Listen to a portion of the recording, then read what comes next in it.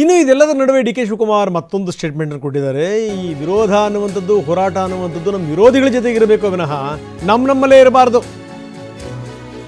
ನಾವು ಹೋರಾಟ ಮಾಡೋದಾದರೆ ರಾಜಕೀಯ ವಿರೋಧಿಗಳ ಜೊತೆ ಹೋರಾಟ ಮಾಡೋಣ. ನಮಗೆ ನಾವೇ ಹೋರಾಟ ಮಾಡ್ಕೊಂಡ್ಬಿಟ್ರೆ ಗತಿ ಏನು? ಯುವ ಕಾಂಗ್ರೆಸ್ ಕಾರ್ಯಕರ್ತರು ಮತ್ತು ಕಾರ್ಯಕರ್ತರ ಎದುರುಗಡೆಗೆ ಡಿ ಕೆ ಹೇಳಿದಂಥ ಮಾತಿದು.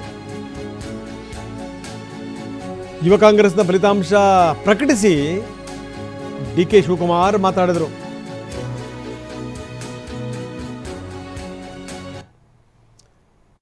ಯಾರು ಕಾಂಗ್ರೆಸ್ ಪಕ್ಷ ಅಂತ ಹೇಳಿ ಸಂಘಟನೆಯನ್ನ ಆಗಿದ್ದಾರೆ, ನೋಂದಾಣಿಕೆಯನ್ನ ಮಾಡಿಕೊಂಡಿದ್ದಾರೆ, ಅವ್ರು ಏನು 25 ಲಕ್ಷ ಜನ ಮೆಂಬರ್ಶಿಪ್ ಆಗಿ ಎನ್ರೋಲ್ ಮಾಡಿದ್ದಾರೆ, ಅವನ್ನೆಲ್ಲರೂ ಕೂಡ ಇನ್ವಾಲ್ವ್ ಮಾಡಿಕೊಂಡು ನಾವು ಬಿಜೆಪಿ ವಿರುದ್ಧ ಹೋರಾಟವನ್ನ ನಾವು ಮಾಡಿದ್ದೇವೆ.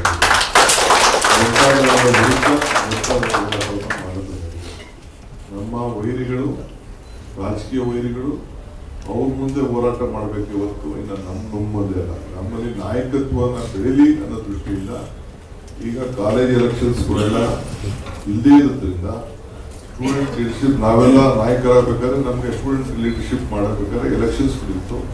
ನಾವು ಎಲೆಕ್ಷನ್ಸ್ ಮುಖಾಂತರ ಕಾಲೇಜುಗಳಲ್ಲಿ ನಾಯಕರಾಗಿ ನಾವೆಲ್ಲ ಬೆಳಕೊಂಡು ಈಗ ಅಂತ ಸಂದರ್ಭ ಇಲ್ಲ.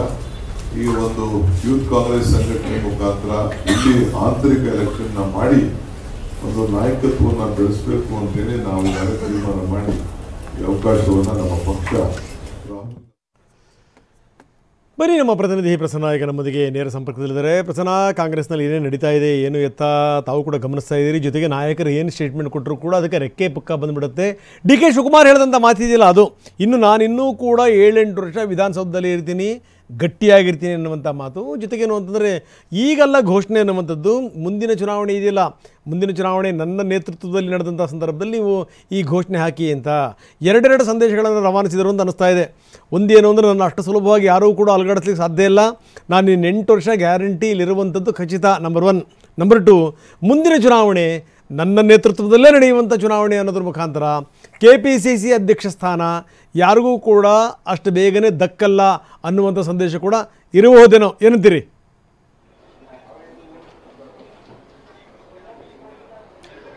ಹೌದು ರಂಗನಾಥ್, ಕೆಪಿಸಿ ಅಧ್ಯಕ್ಷ ಡಿ ಕೆ ಶಿವಕುಮಾರ್ ಅವರು ಇದೀಗ 2 ಸಂದೇಶಗಳನ್ನ ನೇರವಾಗಿ ರವಾನಿಸಿದ್ದಾರೆ.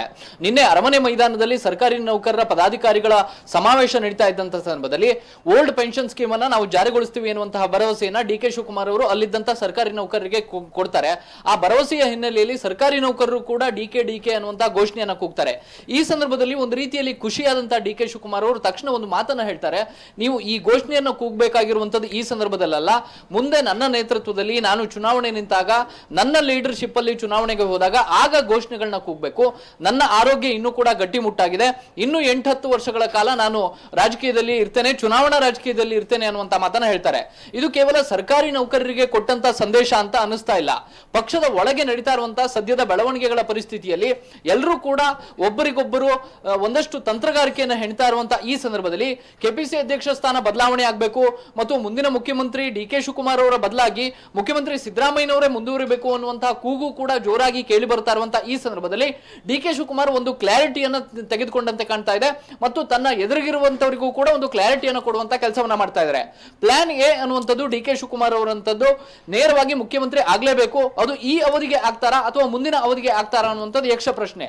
ಆದ್ರೆ ಸದ್ಯಕ್ಕೆ ಡಿ ಕೆ ಶಿವಕುಮಾರ್ ಅವರು ತನ್ನದೇ ನೇತೃತ್ವದಲ್ಲಿ ಚುನಾವಣೆಯನ್ನ ಮುಂದಿನ ಬಾರಿಯೂ ಕೂಡ ಹೋಗಬೇಕು ಅನ್ನುವಂತ ನಿಟ್ಟಿನಲ್ಲಿ ಪಕ್ಷ ಸಂಘಟನೆಗೆ ತೊಡಗಿದಂತೆ ಕಂಡು ಬರ್ತಾ ಇದೆ. ಈ ಸಂದೇಶವನ್ನ ತನ್ನ ಎದುರಾಳಿಗಳಿಗೆ ಡಿ ಕೆ ಶಿವಕುಮಾರ್ ರವಾನೆ ಮಾಡಿದ್ರ ಅನ್ನುವಂತ ಒಂದಷ್ಟು ಸಹಜವಾದಂತಹ ಕುತೂಹಲ ಎದ್ದೇ ಹೇಳುತ್ತೆ.